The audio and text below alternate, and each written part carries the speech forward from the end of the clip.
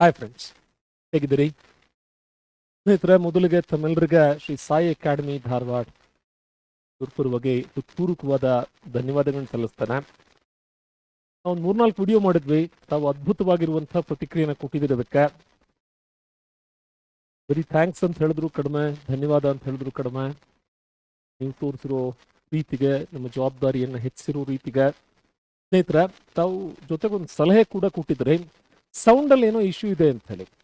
ಹೌದು, ಲೈಟ್ನಿಂಗ್ದೊಂದು ಸಮಸ್ಯೆ ಇತ್ತು, ಸೌಂಡ್ದೊಂದು ಪ್ರಾಬ್ಲಮ್ ಇತ್ತು. ಅದೇ ಕಾರಣಕ್ಕಾಗಿ ನಿನ್ನೆ ಯಾವುದೇ ವಿಡಿಯೋನ ನಾವು ಅಪ್ಲೋಡ್ ಮಾಡಿರಲಿಲ್ಲ. ಇವತ್ತು ಬೆಳಗ್ಗೆಯಿಂದ ಯಾವುದೇ ವಿಡಿಯೋಗಳನ್ನ ಅಪ್ಲೋಡ್ ಮಾಡಿರಲಿಲ್ಲ. ಬಟ್ ಈಗ ಮಾಡಿಕೊಡ್ತಾ ಇದ್ದೀವಿ. ಸೊ ರೆಗ್ಯುಲರ್ಲಿ ನಾವು ನಿಮಗೆ ಪ್ರಾಮಿಸ್ ಮಾಡಿದ್ದೀವಿ, ರೈಲ್ವೆ ಎಕ್ಸಾಮ್ಸ್ ಮುಗಿಯೋವರೆಗೂ ಕೂಡ ಈ ಮೊದಲಿನ ರೈಲ್ವೆ ಪರೀಕ್ಷೆಯ ಪ್ರಶ್ನೆಗಳ ಜೊತೆಗೆ ಬರ್ತೀವಿ. ಒಂದೊಂದು ಪ್ರಶ್ನೆ 5 ನಿಮಿಷನೋ 10 ನಿಮಿಷನೋ 15 ನಿಮಿಷನೋ 20 ನಿಮಿಷನೋ ಅದು ಎಷ್ಟು ಸಮಯ ತೆಗೆದುಕೊಳ್ತದ ಅಷ್ಟು ಸಮಯದಲ್ಲಿ ಒಂದು ಕಾನ್ಸೆಪ್ಟ್ ಅನ್ನ ಕವರ್ ಮಾಡ್ಕೊಡ್ತೀವಿ ಅಂತ ಹೇಳಿದೀವಿ. ಆ ನಿಟ್ಟಿನಲ್ಲೇ ನಂಬರ್ ಫಾರ್ಮೇಶನ್ಗೆ ಸಂಬಂಧಪಟ್ಟಂತ ಒಂದು ಪ್ರಶ್ನೆ ಇದೆ ಇಲ್ಲಿ, ಸಂಖ್ಯಾ ರಚನೆ ಅಂತ ಹೇಳಿ. ಇದು ರೈಲ್ವೆ ಪರೀಕ್ಷೆಯಲ್ಲಿ ಕೇಳಿರುವಂತಹ ಪ್ರಶ್ನೆ. 3, 5, 7, 9 ಮತ್ತು 0ಯ ಸಹಾಯದಿಂದ ರಚಿಸಬಹುದಾದ 5 ಅಂಕಿಗಳ ಅತಿ ದೊಡ್ಡ ಬೆಸ ಸಂಖ್ಯೆ ಯಾವುದು ಅಂತ. What is the concept involved? They have given us 5 digits. 5 digits greatest odd number to be formed with the help of 3, 5, 7, 9 and 0. ಮೊದಲಿಗೆ ಕಾನ್ಸೆಪ್ಟ್ ಏನು ನೋಡ್ಕೊಂಬೋಣ. 3, 5, 7, 9 and 0. ಈ ನಂಬರ್ಗಳನ್ನ ಫಾರ್ಮ್ ಮಾಡ್ಬೇಕಾರೆ ನೆನಪಲ್ಲಿ ಇಟ್ಕೊಳ್ಬೇಕಾದ ಸಂಖ್ಯೆ ಅತಿ ಚಿಕ್ಕ ಸಂಖ್ಯೆ ಮತ್ತು ಅತಿ ದೊಡ್ಡ ಸಂಖ್ಯೆ, ಇವೆರಡನ್ನ ಫಾರ್ಮ್ ಮಾಡ್ತಾ ದ ಸ್ಮಾಲೆಸ್ಟ್ ನಂಬರ್ ಅಂತ ಹೇಳಿದ್ರ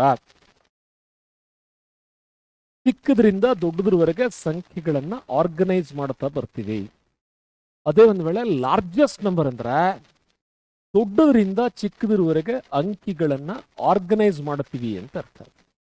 ಹಾಗಾದ್ರೆ ದೊಡ್ಡ ಸಂಖ್ಯೆ ರಚನೆಗೆ 3, 5, 7, 9, 0ಲಿ ದೊಡ್ಡ ಅಂಕಿ 9. 9 ಹೊರತುಪಡಿಸಿದ್ರೆ 7. 7ಕ್ಕಿಂತ ಅಥವಾ 9, 7 ಇವೆರಡನ್ನು ಹೊರತುಪಡಿಸಿ 3, 5, 0ಲಿ ದೊಡ್ಡ ಅಂಕಿ. ಈಗ ಉಳಿದಿರೋ 3 ಮತ್ತು 0ನಲ್ಲಿ ದೊಡ್ಡದು ಯಾವುದು, ಕೊನೆಯದಾಗಿ ಉಳಿದದ್ದು ಯಾವುದು?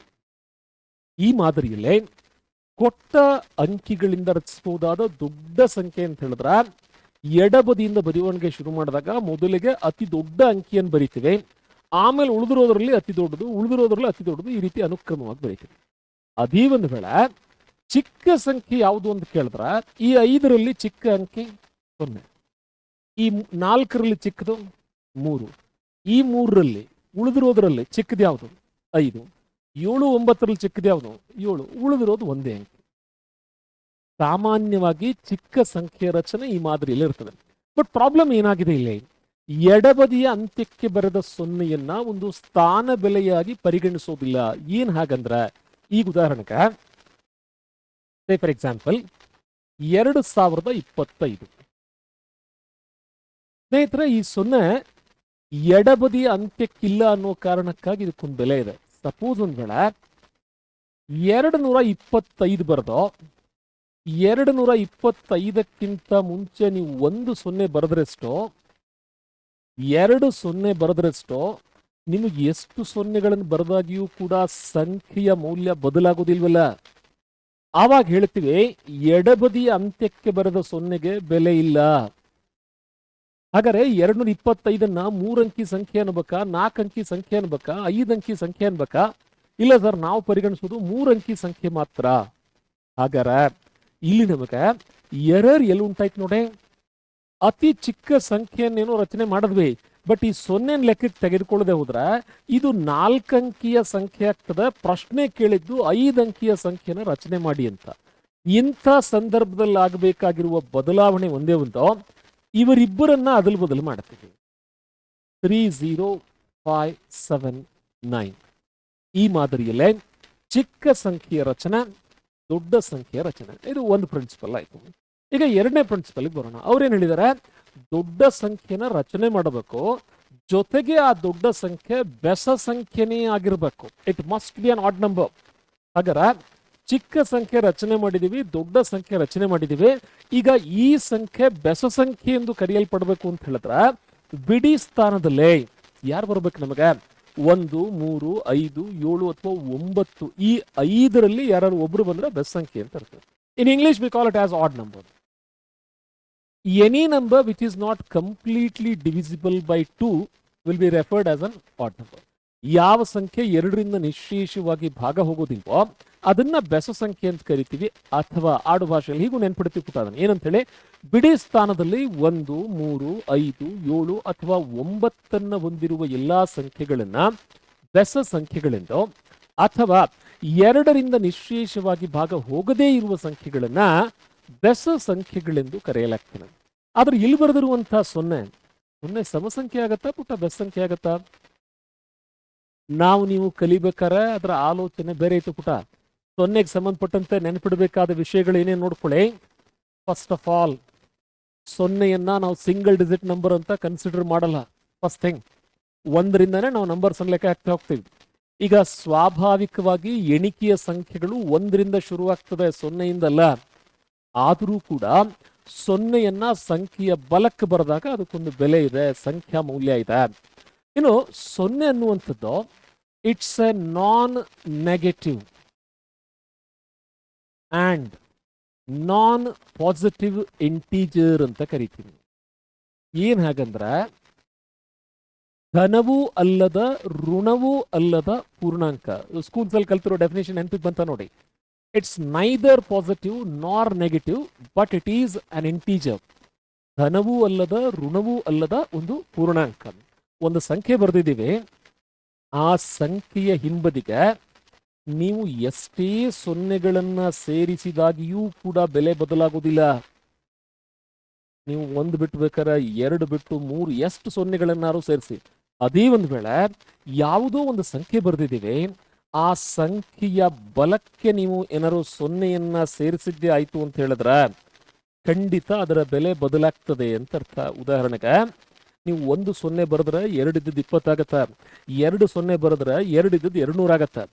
ಈಗ ಒಂದು ಹೊಸ ಕ್ಲಾಸ್ ಏನು ಅಂತ ಹೇಳಿದ್ರೆ, ಇದು ಕೇಳಿದ್ದಾರೆ, ಈ ಕ್ವಶನ್ ಕೇಳಿದ್ದಾರೆ, SSC MTS ಏನೋ ಕೇಳಿದ್ದಾರೆ ಈ ಪ್ರಶ್ನೆನ. ಸಂಖ್ಯೆಯ ಬಲಬದಿಗೆ 0ಗಳನ್ನ ಬರೆದಾಗಿಯೂ ಬೆಲೆ ಬದಲಾಗಬಾರದು ಅಂದ್ರೆ ಏನ್ ಮಾಡಬೇಕು?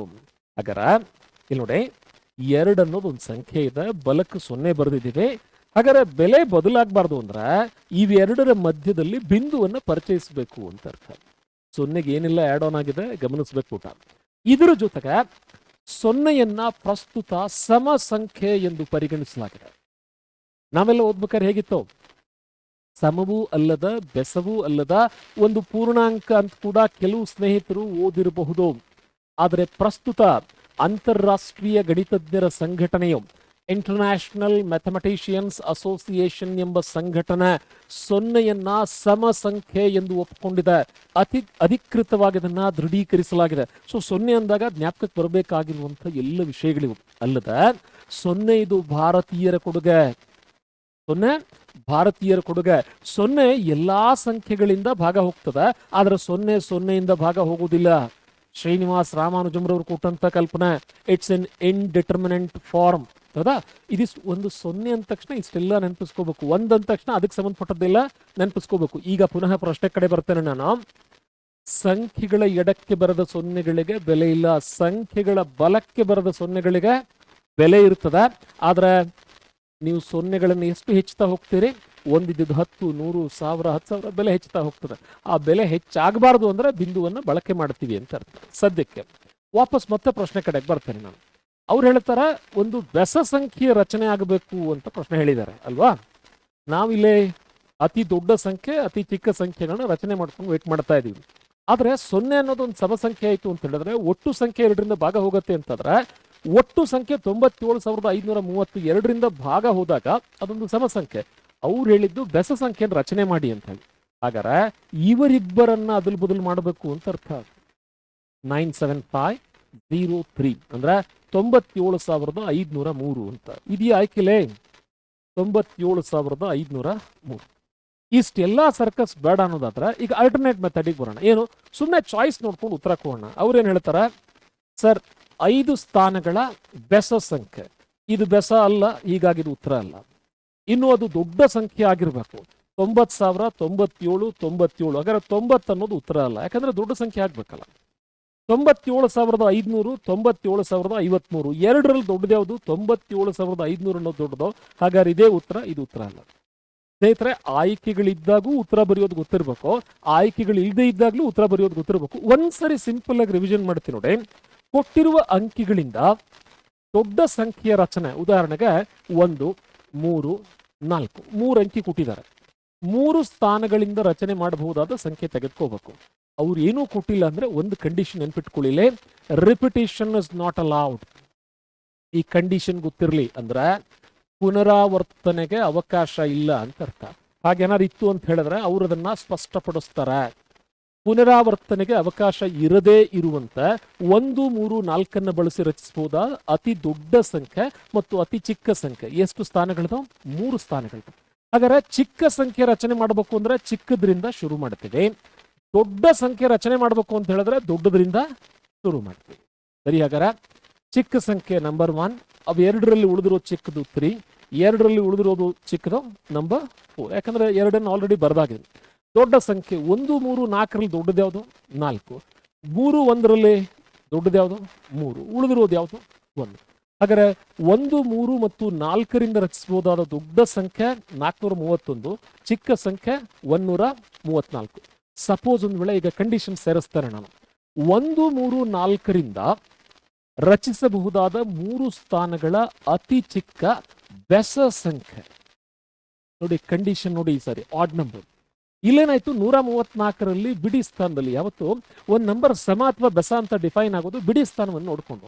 ಇಲ್ಲೇನಾಗಿದೆ? ಬಿಡಿ ಸ್ಥಾನದಲ್ಲಿ ಸಮ ಅಂಕಿ ಬಂದಿದೆ ಅಂತ ಹೇಳಿದ್ರೆ ಒಟ್ಟು ಸಂಖ್ಯೆ ಸಮ ಸಂಖ್ಯೆ ಆಯ್ತು, ಅವ್ರು ಹೇಳಿದ್ದು ಬೆಸ್ ಸಂಖ್ಯೆ. ಹಾಗಾದ್ರೆ ಇವರಿಬ್ಬರನ್ನ ಇಂಟರ್ಚೇಂಜ್ ಮಾಡ್ಕೊಂಬೋಣ. ಇಲ್ಲ ಸರ್, ನಾವು ಒಂದನ್ನು ಇಂಟರ್ಚೇಂಜ್ ಮಾಡಿದ್ರೆ ಸಮಸ್ಯೆ ಏನಾಗ್ತಾ ಇತ್ತು? ಒಂದನ್ನ ಇಂಟರ್ಚೇಂಜ್ ಮಾಡಿ 4ರ ಪ್ಲೇಸಲ್ಲಿ 4ರ ಪ್ಲೇಸಲ್ಲಿ ಒಂದನ್ನ ಬರೆಯೋದ್ರಿಂದ ಉತ್ತರ 431 ಆಗ್ತಾ ಇತ್ತು. ಇಲ್ಲಿ ಬಂದಿದ್ದು 134, 143.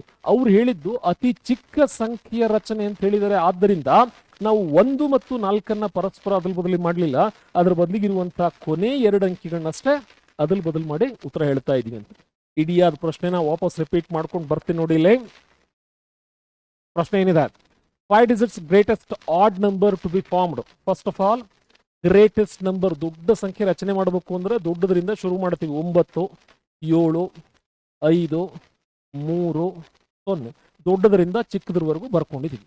ಇನ್ನೊಂದು ಬೆಸ್ಟ್ ಸಂಖ್ಯೆ ಆಗಿರ್ಬೇಕು ಅಂದಾಗ ಇವರಿಬ್ರು ಅದಲು ಬದಲಾಗಬೇಕು. 97,503 5 ಸ್ಥಾನಗಳಿಂದ ಕೂಡಿರ್ಬೇಕು, ಬೆಸ್ಟ್ ಸಂಖ್ಯೆ ಆಗಿರ್ಬೇಕು, ಗರಿಷ್ಠ ಸಂಖ್ಯೆ ಆಗಿರ್ಬೇಕು, ಅಂಕಿಗಳ ಪುನರಾವರ್ತನೆ ಆಗಿರಬಾರ್ದು. ಆ ಎಲ್ಲಾ ಕಂಡೀಷನ್ಸ್ಗೆ ಸ್ಯಾಟಿಸ್ಫೈ ಆಗುವಂತ ಆಯ್ಕೆ ಚಾಯ್ಸ್ ಸಿ.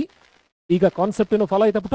ಈ ಮಾದರಿಯ ಇನ್ನೊಂದು ಪ್ರಶ್ನೆ ನಿಮಗೆ ಹೋಮ್ವರ್ಕ್ ಆಗಿ ಸಾಲ್ವ್ ಮಾಡ್ತೀರಿ ಅನ್ನೋ ಆಲೋಚನೆಯ ಜೊತೆಗೆ ಎಸ್ ಬಿಡ್ತೀನಿ ನೋಡೋಣ. ಇದ್ರ ಬಗ್ಗೆ ಕಾಮೆಂಟ್ ಮಾಡ್ತೀರಿ ಅನ್ಕೊಂಡಿದ್ದೇನೆ. ಇದೇ ಮಾದರಿಯ ಇತರ ವಿಡಿಯೋಗಳ ಜೊತೆಗೆ ಮುಂದಿನ ಸಲ ಮತ್ತೆ ಸಿಗೋಣ ಪುಟ. ಮೊದಲೇ ಹೇಳಿದ್ದೀವಿ, ನಾವು ತೋರಿಸಿರೋ ಪ್ರೀತಿ, ಸಹಕಾರ, ವಿಶ್ವಾಸಕ್ಕೆ ನಾವು ಋಣಿಯಾಗಿದ್ದೀವಿ ಪುಟ.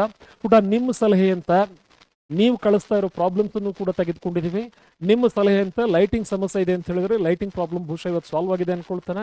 ಸ್ನೇಹಿತರೆ, ನಿಮ್ಮದೇ ಸಲಹೆ ಅಂತ ಸೌಂಡಲ್ಲಿ ಏನೋ ಪ್ರಾಬ್ಲಮ್ ಇದೆ ಅಂತ ಹೇಳಿದ್ರೆ ನಾವು ನಿನ್ನೆ ಮತ್ತು ಇವತ್ತು ವಿಡಿಯೋಸ್ ಮಾಡಿದ್ರೂ ಕೂಡ ಅಪ್ಲೋಡ್ ಮಾಡಲಿಲ್ಲ, ಆ ಪ್ರಾಬ್ಲಮ್ ಸಾಲ್ವ್ ಮಾಡ್ಕೊಂಡಿದ್ದೀವಿ ಅನ್ಕೊಳ್ಳೋವರೆಗೂ ಕೂಡ ನಿಮ್ಮ ನಿರೀಕ್ಷೆ ಅಂತ ಆ ಪ್ರಾಬ್ಲಮ್ನು ಕೂಡ ಸಾಲ್ವ್ ಮಾಡಿ ವಿಡಿಯೋ ಅಪ್ಲೋಡ್ ಮಾಡ್ತಾ ಇದ್ದೀವಿ.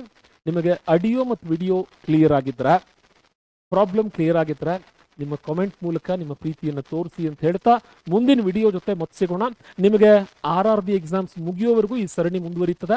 ಹಾಗೆ SSC GD ಪ್ರಿಪೇರ್ ಮಾಡ್ತಾ ಇದ್ದವರು, RRB NTPC, RRB RPF constable ಅಥವಾ ಅಗ್ನಿವೀರ್ ಎಕ್ಸಾಮ್ಗೆ ರೆಡಿ ಆಗ್ತಾ ಇರೋರು ಏನಾದ್ರು ಪೆಕ್ಯುಲಿಯರ್ ಆಗಿರುವಂತಹ ಪ್ರಶ್ನೆಗಳಿದ್ರೆ ನೀವು ನಮ್ಮ ವಾಟ್ಸ್ಆ್ಯಪ್ ನಂಬರ್ಗೆ ಅವುಗಳನ್ನ ಕಳಿಸಿ ಮುಂದಿನ ವಿಡಿಯೋ ಸರಣಿಯಲ್ಲಿ ಅವುಗಳನ್ನ ಚರ್ಚೆ ಮಾಡ್ತೇವೆ. ಬಾಯ್.